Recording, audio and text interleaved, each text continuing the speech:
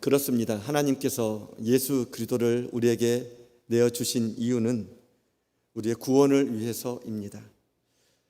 죄로 인하여 영원히 죽어야 할 이 죄인들에게 영원한 생명을 주시기 위해서지요.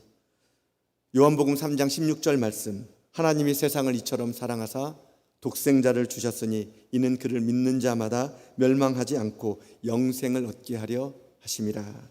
아멘. 이 성경이 기록된 이유도 똑같은 이유입니다.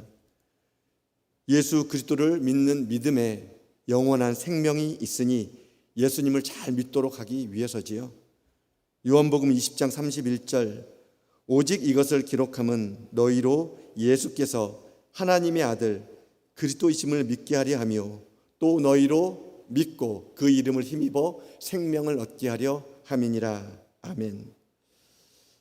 그러기에 예수 그리스도를 믿는 사람은 누가 뭐래도 복 있는 사람입니다. 어떤 상황이든지 예수님을 믿으면 그 사람은 가장 복 있는 사람입니다. 하나님께서 이 생명, 이 영생복 주시려고 당신의 모든 것 대신 아들 예수 그리스도를 내어 주셨기 때문이지요. 오늘 우리가 시편의 두 번째 기록인 시편 2편을 읽었는데요. 히브리서 원문을 보면 시편 1편, 시편 2편 이렇게 나누어 있지 않습니다. 1편부터 150편까지 쭉 다 한 문장입니다. 그러기에 시편 1편과 2편은 함께 묶어서 읽어도 그 내용상 별 무리가 없습니다. 복 있는 사람은 이라고 시작하는 이 시편 1편은 오직 여호와의 율법을 즐거워하며 주야로 묵상하는 자들이 복 있는 사람이라고 전합니다. 여호와의 율법이란 하나님의 말씀이지요. 말씀을 주야로 묵상한다는 말은 말씀이 육신이 되어 오신 예수 그리스도를 늘 생각하고 예수님 안에서 산다는 뜻입니다. 말씀이신 예수님을 늘 생각하며 살 때 악인들의 꾀를 따르지 않게 되고 죄인들의 길에 서지 않게 되고 오만한 자들의 자리에 앉지 않게 되지요. 의인이란 그 사람이 정말 의롭기 때문에 의인이 아니라 하나님이 의롭다고 여겨주신 사람이 의인입니다. 예수님을 믿으니까, 그 사람 안에 예수님이 계시니까 더 이상 악인의 꾀 따르지 않고 죄인들의 길에 서 있지 않고 혹 서 있다가도 금방 돌이키게 되고 예수님이 그 사람을 다스리고 계시니까 오만한 자리에 도저히 앉아 있을 수 없는 그 사람, 이런 사람이 하나님이 인정하시는 의인, 복 있는 사람입니다. 시편 2편은 하나님의 아들 예수 그리스도, 만왕의 왕, 메시아이신 예수 그리스도에 관한 내용입니다. 그 마지막 말씀은 하나님의 아들 예수님께 입맞추고 예수님께 피하라고 결론을 내립니다. 12절 말씀, 그의 아들에게 입맞추라. 그렇지 아니하면 진노하심으로 너희가 길에서 망하리니 그의 진노가 급하심이라. 여호와께 피하는 모든 사람은 다 복이 있도다. 시편 1편에 복 있는 사람은 이라고 시작을 해서 시편 2편의 마지막에 그의 아들에게 입맞추라. 여호와께 피하는 모든 사람은 복이 있도다. 이렇게 볼 때에 시편 1편과 2편에서 이 땅의 인생들에게, 모든 인생들을 향하여 하나님이 말씀하시는 이 결론을 듣게 됩니다. 복 있는 사람은 여호와께 입맞추는 사람이고 여호와께 피하는 사람이 복 있는 사람, 곧 의인이라는 것이죠. 꽤 오래전에 영국에서 있었던 일입니다. 영국 전역을 운행하는 이 버스 중에 이 800대 버스가 이렇게 어떤 문구를 하나 이렇게 붙이고 다녔습니다. 아마도 신은 없을 것이다. 이제 걱정 말고 당신의 인생을 즐겨라. 아마도. 네, 이 말씀 아닙니다. 이 말씀 이렇게 이거 나가는 거 아니죠? 네. 아마도라는 단어에 하나님을 인정하지 않으려는 이 인간의 불안한 심리 상태를 그대로 드러내고 있지요. 아마도 신은 없을 것이다. 그런데 이 문구에서 하나님으로부터 벗어나고 싶어하는 이 인간의 어리석음, 하나님을 대적하고 하나님으로부터 떠나려는 이 발버둥 치고 있는 이 인간의 안타까운 현실, 비참한 현실을 그대로 볼 수 있지요. 피조물인 사람은 창조주 하나님을 인정하고 하나님 안에서 사는 것이 복입니다. 세상 걱정, 근심, 염려는 하나님 안에서 잠잠해집니다. 인간의 진정한 기쁨과 인생의 즐거움은 영혼의 주인이신 하나님을 만나고 하나님 안에 있을 때 비로소 누릴 수 있는 만족감입니다. 하나님은 세상을 창조하신 창조주 하나님이십니다. 사람도 하나님의 손으로 지음을 받았습니다. 그러니 하나님이 계시다, 안 계시다 사람이 논할 수 있는 차원이 아니지요. 아마도 신은 없을 것이다, 안 계시면 좋을 것 같다는 이 죄성에서 나오는 희망사항일 뿐입니다. 그래야 마음대로 살 수 있고 마음대로 산 결과에 대하여 책임지지 않게 되기 때문이지요. 사실 피조물이 하나님의 존재 유무를 논한다는 것 자체가 하나님 보시기에 넌센스고 이 지음받은 사실을 잊어버린 이 망령된 생각입니다. 영원 전부터 계셨고 영원까지 계시는 이 하나님은 사람이 인정하든 인정하지 않든 하나님이십니다.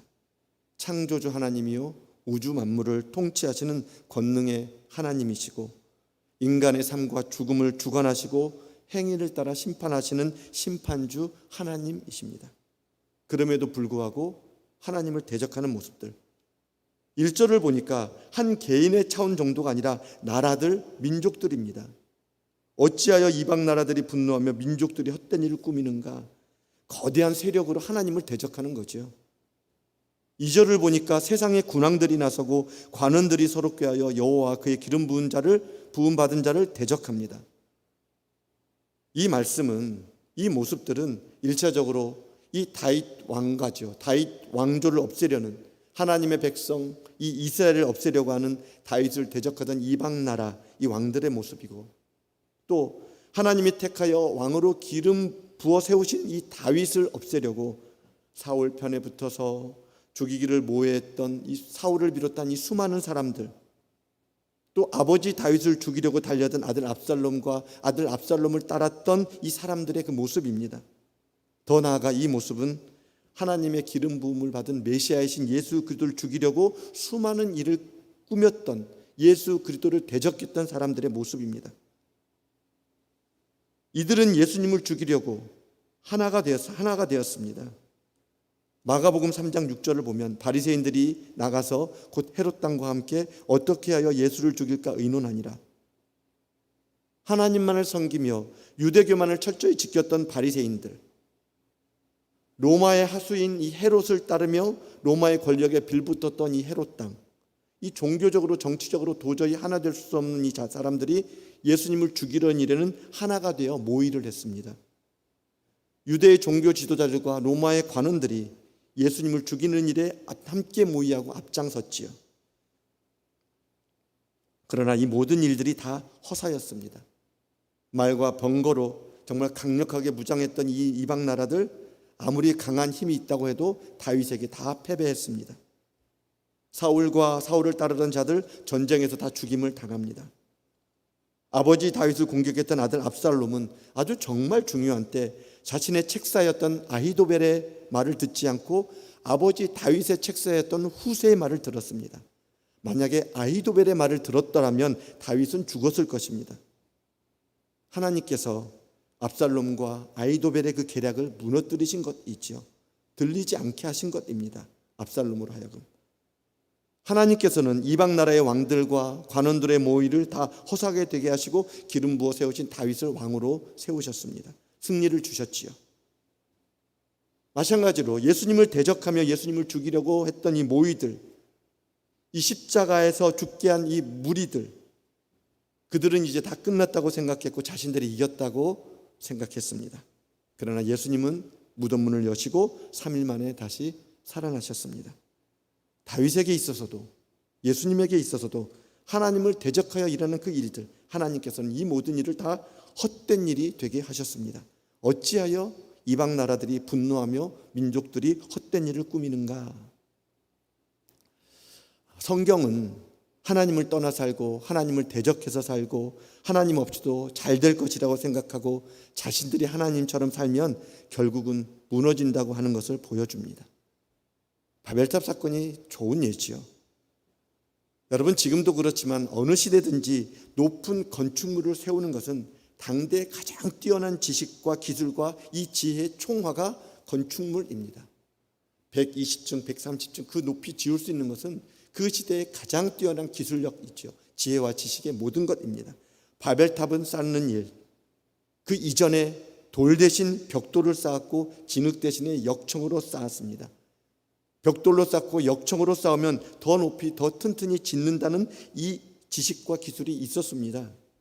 그런데 어떤 마음으로 탑을 쌓았냐면 창세기 11장 4절에 또 말하되 자 성읍과 탑을 건설하여 그 탑 꼭대기를 하늘에 닿게 하여 우리 이름을 내고 온 지면에 흩어짐을 면하자 하였더니, 탑 꼭대기를 하늘에 닿게 하자, 우리 이름을 내자, 우리가 온 지면에 흩어짐을 면하자. 우리도 얼마든지 하나님과 같이 될 수 있어. 우리 힘과 능력으로 얼마든지 살아갈 수 있어. 하나님 손에서 벗어나자, 이런 마음이지요. 하나님께서 사람들의 이런 마음을 모르실 리 없습니다. 하나님께서는 언어를 혼잡하게 해서 서로 알아듣지 못하도록 해서 더 이상 탑을 쌓지 못하도록 흩어버리셨습니다. 흩어버리신 일, 이것이 사실 어떻게 보면 하나님의 은혜입니다. 죽이지 않으시고 그냥 단지 흩어버리신 일. 흩어진 사람들이 생각하지 않았을까요? 이게 어찌된 일이지? 왜 갑자기 이런 일이 일어났지? 왜 갑자기 탑을 쌓지 못하게 되었지? 사람들이 그 이유를 모르다가 오순절 성령이 내렸을 때 다른 말을 하던 사람들이 성령 사람들의 방언을 듣고, 다른 나라의 사람들이 성령 받은 사람들의 말을 듣고 하나님의 크신 일을 깨닫게 됩니다. 각자가 하는 그 각기 다른 말을 모든 주변에 있던 사람은 다 듣게 되는 것이죠. 다른 말로 하면 언어가 통일된 것입니다. 그들의 귀에 한 소리로 들린 것입니다. 그래서 회개하고 십자가의 복음을 믿게 되는 일을 사도행전 가운데서 보게 됩니다. 그러니 진멸하지 않고 흩으신 것은 하나님의 계획이고 또 은혜이기도 합니다. 어쩌면 지금 코로나 사태가 이런 일의 경고 사이렌이 아닐까요? 지금까지 열심히 달려왔던 그 시간들, 의학의 발달, 생명공학, 유전공학의 눈부신 발전들, 사람의 생명을 진단하고 예측할 수 있는 그런 시대, 이제는 질병 없이 살고 새로운 생명으로 살 수 있다는 희망들, 못 고칠 질병이 없을 것 같은 이 수많은 도전들 속에서 눈부신 결실들이 사람들의 희망이 되었습니다. 건강하게 오래오래 살 수 있다는 이 소망들, 더군다나 또 천체 물리학, 우주공학, 정말 이 고도의 어떤 지식들이지요. 이제 조금 있으면 자유롭게 우주 여행을 할 수 있게 된 이 세상, 인간의 미래를 위해 세밀하고 꼼꼼하게 계획하고 열심히 달려왔던 그 시간들, 이 가운데 성취한 일들로 인해서 꿈꾸며 소망했던 이 미래의 일들, 인간 사람의 이 현실들, 그런데 코로나라고 하는 질병으로 인해 덜커덩하고 제동이 탁 걸린 것 아닌가요? 이게 어찌된 일인가? 이렇게 한순간에 무너질 수 있구나. 사람들의 노력이 헛되고 쌓은 것들이 다 무너졌다는 뜻이 아니라 우리의 한계와 우리의 죄악을 다시 한번 돌아볼 수 있는 그런 시간이 아닌가요? 덜커덩. 이게 어찌된 일인가? 백신이 계속 개발되고 있습니다. 계속 접종되고 있지요. 그러나 이러한 가운데 변이 바이러스 역시 활발하게 활동하고 있다고 합니다. 이미 델타 변이 바이러스가 무섭게 번지고 있지요. 앞으로 어떤 변종들이 또 나올지 모른다고 합니다. 이 변이 바이러스가 얼마나 강한지 지금까지 개발된 이 백신도 어느 한순간에 무력화시킬 수 있는 정도가 될 것이라는 이 염려들이 있습니다. 그런데 이 변이 바이러스가 백신을 제때 공급하지 못한 나라들에서 먼저 발생한다고 합니다. 가난한 나라들이죠. 무슨 이야기냐면 백신을 제때 공급받지 못하는 나라들을 함께 돌보지 않으면 모두에게 더 큰 어려움을 겪을 수 있다는 이야기입니다. 나만 살겠다, 내 나라만 살겠다 해서는 안 된다는 사실입니다. 이 코로나 사태가 인간의 연약한 현실, 더 나아가서 인간의 이기심을 그대로 보여주는 가슴 아픈 현실이지만, 그러나 이 가운데서 우리의 연약함, 우리의 죄악, 사람은 함께 공존해야 한다는 사실을 다시 한번 깨닫게 하는 이런 사건이고 경고이기도 하지요. 사람이 살면서 무엇이 정말 소중한지를 다시 한번 깨닫게 되는 시간이 아닌가요? 하나님을 믿고 예수에게 생명이 있다고 믿고 사는 우리들은 우리의 영원한 소망이고 산 소망이신 예수 그리스도를 더욱 의지하고 바라볼 수밖에 없는 시간들이 아닌가요? 예나 지금이나 앞으로도 세상이 외치는 소리는 똑같은 소리입니다. 3절 말씀에 우리가 그들의 맨 것을 끊고 그의 결박을 벗어버리자 하는도다. 맨 것, 결박은 하나님의 통치권을 나타내는 단어입니다. 하나님께서 메어놓은 것, 하나님께서 묶어놓으신 것, 곧 마땅히 지켜야 할 하나님의 법, 율법입니다. 하나님은 아담의 이후의 모든 사람의 입을 막으셨습니다. 로마서 3장 19절 말씀에 우리가 알거니와 무릇 율법이 말하는 바는 율법 아래에 있는 자들에게 말하는 것이니 이는 모든 입을 막고 온 세상으로 하나님의 심판 아래에 있게 하려 함이라. 죄인이기에 죄를 지을 수밖에 없는 인생들, 죄를 짓기에 죽음이라는 심판을 받을 수밖에 없는 존재라는 것을 율법을 주시면서 깨닫게 하셨습니다. 율법 아래에 있게 하신 것이죠. 율법을 보면서 아무리 애쓰고 힘써도 율법을 온전히 지킬 수 없다는 현실을 받아들이고 하나님 앞에서 죄인이라고 하는 사실을 부정할 수 없도록 그 입을 닫게 하셨습니다. 그런데 사람들이 외치는 것입니다. 이 맨 것을 끊어버리자. 이 통제에서 벗어나자. 죄인은 죽어야 하는 것이 마땅한데 자신이 죄인임을 인정하지도 않고 자신의 판단으로 죄를 이렇게 정의합니다. 심지어 자기들 힘으로 죄에서 벗어나려고 발부덩치는 이런 인생들, 한마디로 자신들이 심판관이고 자신들이 재판관이 되겠다는 것입니다. 하나님 자리에 올라가서 살겠다는 그런 것 있죠. 여러분, 이렇게 외치는 사람들이, 이런 인생들이 진짜 하나님처럼 살면 얼마나 좋아요. 하나님 없이도 얼마든지 하나님처럼 살 수 있습니다. 이렇게 외치는 만큼 하나님처럼 살면 얼마나 좋을까. 그 공의와 정의와 사랑을 나타내는 삶은 얼마나 좋아요. 그러나 본질상 죄인이기에, 아담 이후에 모든 사람은 죄인이기에 도저히 그렇게 살 수 없지요. 결국 이런 외침은 자기가 하고 싶은 대로, 자기 욕심대로, 자기 욕망대로, 자기 욕심대로, 욕정대로, 마음대로 살게 됩니다. 생각만 해도 정말 끔찍한 일이지요. 4절 말씀, 하늘에 계신 이가 웃으시며 주께서 그들을 비웃으시리로다. 이런 인간의 현실은 하나님 보시기에 정말 가소롭지요. 헛된 일을 꾸미며 하나님을 대적하는 그들, 맨 것을 끊고 결박을 벗어버리자는 그들에게 하나님은 화가 나셨습니다. 진노하셨습니다. 그러면 정말 다 쓸어버려야 하시는 건 아닌가요?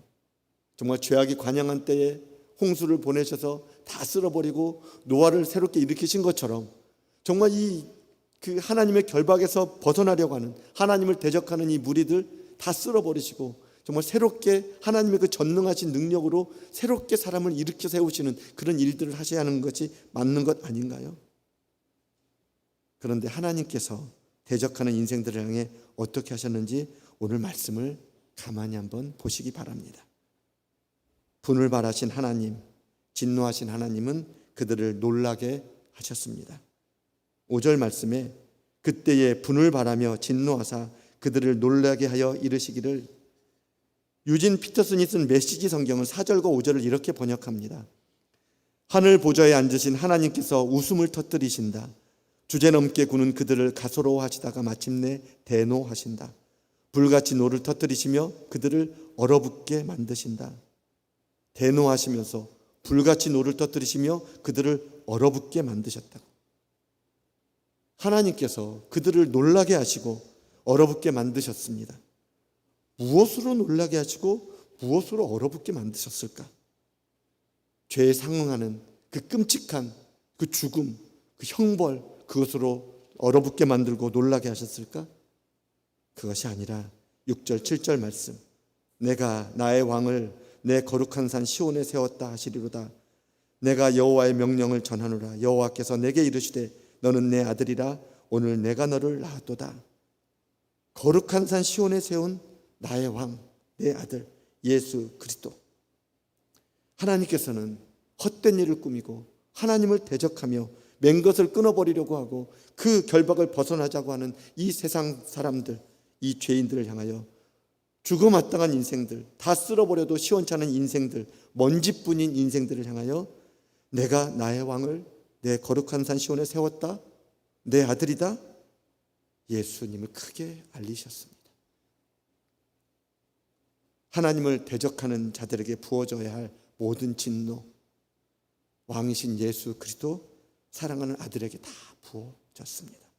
이것으로 그들을 놀라게 하고 이것으로 그들을 얼어붙게 만드셨습니다. 그가 찔림은 우리 허물 때문이요 그가 상함은 우리의 죄악 때문이라. 그가 징계를 받음으로 우리는 평화를 누리고 그가 채찍에 맞음으로 우리가 나음을 받았도다. 모든 사람이 하나님의 이 선포에 정말 놀라야 하는데, 모든 인생이 하나님의 이 선포에 마치 얼어붙은 사람처럼 아무 말 없어야 하는데, 세상은 놀라지 않고 사람들의 입술은 여전히 경거망동합니다. 지금 세상을 여러분은 정말 제대로 보고 계십니까? 세상을 바라보는 지금 여러분은 어떻습니까? 정말 하나님이 선포하신 그 선포에 놀라고 계시고 마음이 얼어붙은 그 만남이 있으십니까? 10절을 함께 읽습니다. 그런즉 군왕들아 너희는 지혜를 얻으며 세상의 재판관들아 너희는 교훈을 받을지어다. 세상의 군왕들이 높은 자리에 있는 정말 왕들, 이런 사람들 말하는 것일까요?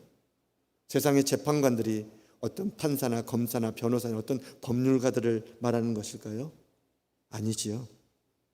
하나님을 떠난 모든 인생, 예수님을 나의 왕으로 모시지 않는 사람들, 자신이 인생의 주인이요 자신이 왕이요 자기가 생각하고 판단하고 결정하는 것이 옳다고 여기며 자기 눈으로 사람을 판단하고 자기 마음으로 세상을 판단한 이런 인생들이 세상의 군왕들이고 세상의 재판관들이지.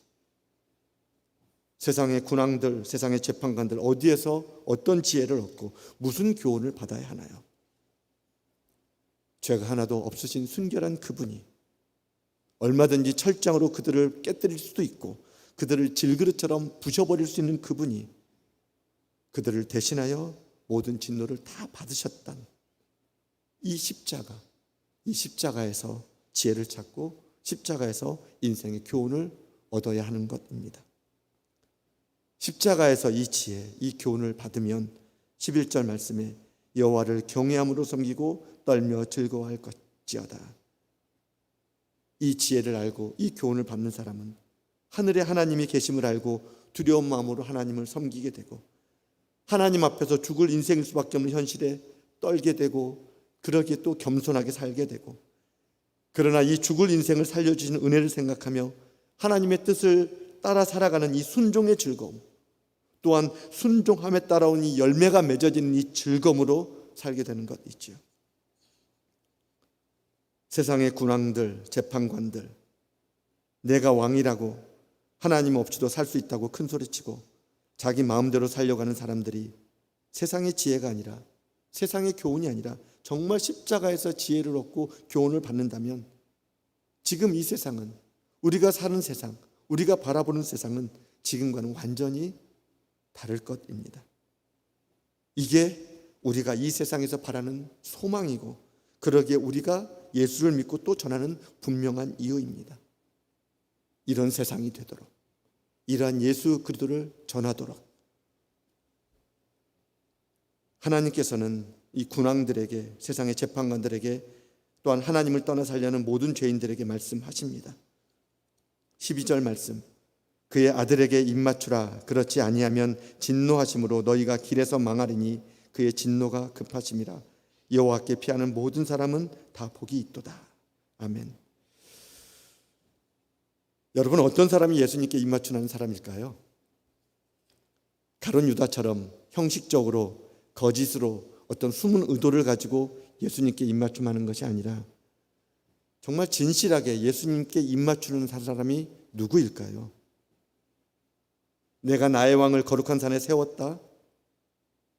십자가에서 죽으신 예수님이 하나님의 아들이라는 이 소리에 마음이 놀란 사람입니다. 예수님의 그 사랑에, 그 순종에 마음이 이렇게 얼어붙은 사람입니다. 누가복음 7장에 보면 이 소리에 놀란 여인이 있습니다. 이 소리에 얼어붙은 여인이 있습니다. 성경은 이 여인이 죄를 지은 여인이라고 분명하게 말합니다. 죄를 지은 이 여인이 식사하시는 예수님께 와서, 뒤로 와서 향유를 담은 옥합을 가지고 와서 몰래 예수님 발 곁에 서서 울면서 눈물로 그 발을 적시고 자기 머리털로 닦고 그 발에 입 맞추고 향유를 붓습니다. 이것을 본 바리새인이 마음에 판단을 하지요. 악한 마음을 알고 계셨던 예수님께서 그 바리새인을 보고 묻습니다. 누가복음 7장 41절 42절. 이르시되 빚주는 사람에게 빚진 자가 둘이 있어 하나는 500데나리온을 졌고 하나는 50데나리온을 졌는데 갚을 것이 없으므로 둘 다 탕감하여 주었으니 둘 중에 누가 그를 더 사랑하겠느냐. 500데나리온 빚진 자, 정말 갚을 것이 없이 많이 빚진 자, 자신이 어떤 죄인이었다는 것을 아는 자, 이 빚이, 이 갚을 수 없는 빚이 예수님이 죽으심으로 탕감받은 것을 아는 사람, 자신이 어떤 사랑을 받은 것을 아는 사람, 이 사람이 예수님께 입맞출 수 있습니다. 그 사랑에 놀라고 그 사랑에 말없이 눈물로 감사함으로 묵묵히 진실한 입맞춤을 하게 되는 것이죠. 이게 얼어붙는 의미입니다. 사랑하는 여러분, 지금 우리에게 필요한 모습이 무엇이라고 생각하시나요? 정말 우리 인생들이, 이 땅의 사람들이 정말 긴급하고 시급한 일이 어떤 것이라고 생각하시나요? 코로나를 극복하기 위하여 백신을 개발하고 지혜롭게 공급하고 방역수칙 잘 지키고 또한 기후변화를 깨달으며 그것들에 철저하게 대비하고 전쟁과 기근과 이런 모든 것들이 가득한 현실을 해결하고자 나라가 모이고 기구를 만들고 머리를 맞대며 지혜를 짜고 문제를 해결하는 이 노력들 당연히 해야지요. 대단히 중요합니다. 그러나 예수님께 입맞추지 않으면 이 하나님의 은혜와 사랑, 십자가의 지식과 지혜를 모르면 여전히 같은 세상 되풀이 될 뿐입니다. 그러기에 모든 사람이, 세상의 군왕들이, 이 관원들이 예수님께 입맞추는 것이 시급한 것입니다. 가장 중요한 것입니다. 점점 어두운 세상이지요.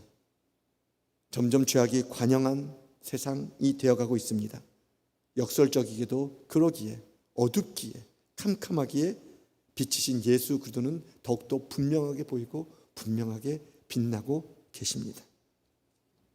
지금 지나가고 있는 시간들, 여러분이 예수님께 더 분명하게 입맞춤하는 시간이 될 수 있기를 축복합니다. 또한 다른 사람도 예수님께 입맞춤하며 살 수 있도록 여러분 안에 있는, 여러분에게 소망되는 예수님을 전할 수 있는 그런 저와 여러분들 될 수 있기를 바랍니다. 정말 하나님께서 일하시는 시간입니다. 지금 이런 때이니 정말 예수님을 전하는 것이 더욱더 정말 좋은 때입니다. 자, 보세요. 세상의 소망, 보이는 소망은 한순간에 이렇게 무너지고 사라지잖아요. 그러나 보이지 않는 소망, 영원한 소망이신 예수님이 계십니다. 예수님께 입맞추고 예수님께 피하는 인생은 정말 복 있는 인생입니다. 여러분이 가지고 있기에, 제가 가지고 있기에, 우리가 가지고 있기에 소망이신 예수님을 더 분명하게 보고 더 전할 수 있는 그런 때입니다.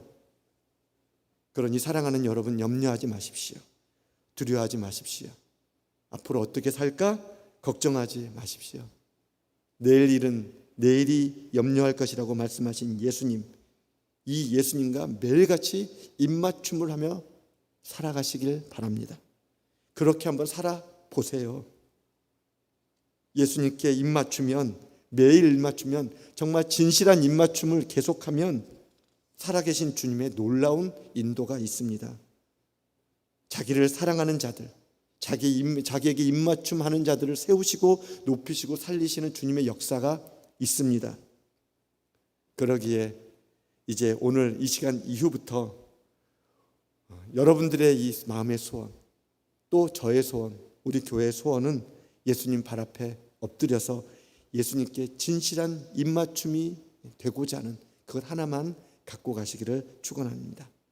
이 입맞춤을 하며 사는 인생, 또 이 입맞춤을 전하며 사는 인생, 이게 정말 지혜로운 인생이고 복 있는 인생이라는 사실, 저와 여러분이 정말, 또 우리 교회가 지금 이런 시대에, 이러한 시기에 하나님이 복 있는 사람은, 또 복된 인생은 여호와께 복이 있도다 말씀하시는 이러한 인생으로 살아가게 되기를 예수 그리스도의 이름으로 간절히 축원합니다.